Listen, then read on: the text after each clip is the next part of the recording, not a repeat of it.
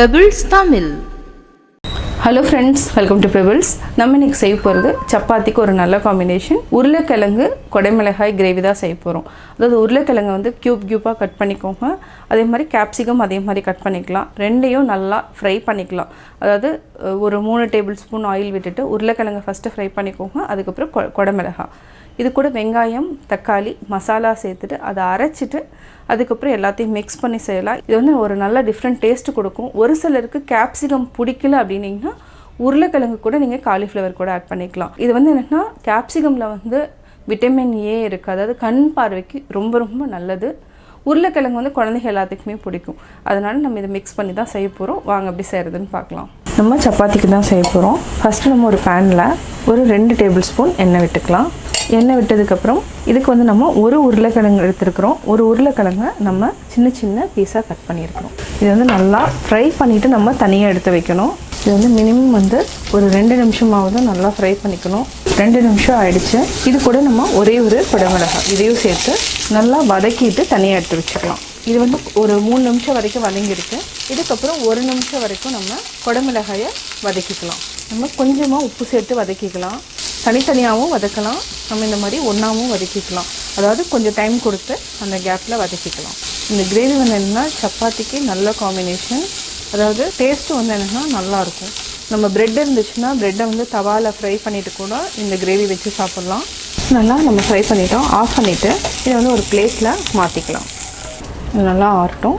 நம்ம அதே பேனில் ஒரு டேபிள் ஸ்பூன் எண்ணெய் விட்டுக்கலாம். எண்ணெய் விட்டதுக்கப்புறம் 1 வெங்காயம் எடுத்துக்கலாம். அதை வந்து நீட்ட வாக்கில் கட் பண்ணிக்கலாம். கட் பண்ணிவிட்டு இதை அப்படியே போட்டு வதக்கிக்கலாம். நம்ம வெங்காயத்தை நல்லா வதக்கிட்டோம். இப்போ நம்ம 2 தக்காளி, அதாவது சின்னதாக இருக்கிற தக்காளி 2 எடுத்துகிட்டு இதையும் சேர்த்து நல்லா வதக்கிக்கலாம். ஹை ஃப்ளேமில் வச்சுக்கோங்க.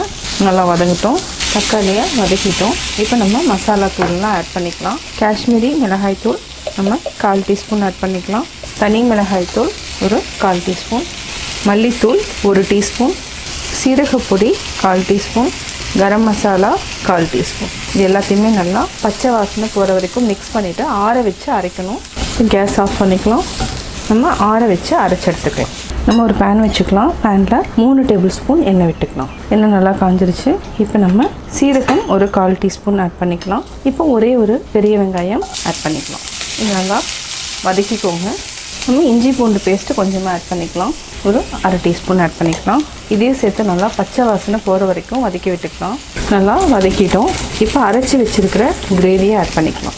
அவ்வளோதான். இது நல்லா சிம்மில் வச்சுட்டு நல்லா ஆயில் வர வரைக்கும் கொதிக்க வச்சுக்கலாம். தேவையான அளவு உப்பு சேர்த்துக்கலாம். இப்போ ஆயில் பார்த்திங்கன்னா நல்லா பிரிஞ்சு வர ஆரம்பிச்சிருச்சு.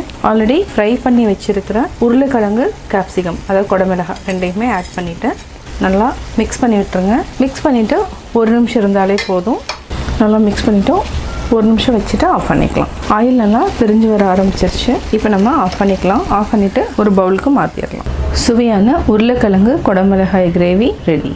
உருளைக்கிழங்கு கொடைமிளகாய் கிரேவி எப்படி செஞ்சுங்கிறத பார்த்தீங்க. சப்பாத்திக்கு இது ஒரு நல்ல காம்பினேஷன். சப்பாத்தி, நானுக்கு எடுத்துக்கலாம். நீங்களும் வீட்டில் ட்ரை பண்ணி பார்த்துட்டு உங்களுடைய கமெண்ட்ஸ் எனக்கு சொல்லுங்கள். லைக் பண்ணுங்கள், ஷேர் பண்ணுங்கள், மறக்காமல் சப்ஸ்கிரைப் பண்ணுங்கள்.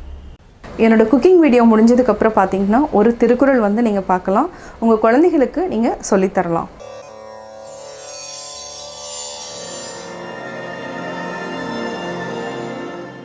உளபோல் முகத்தெவன் செய்யும் அளவினால் கண்ணோட்டம் இல்லாத கண்.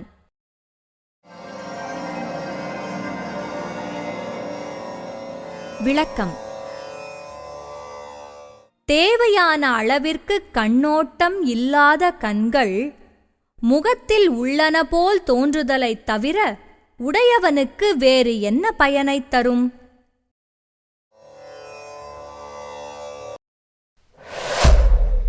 Pebbles Tamil.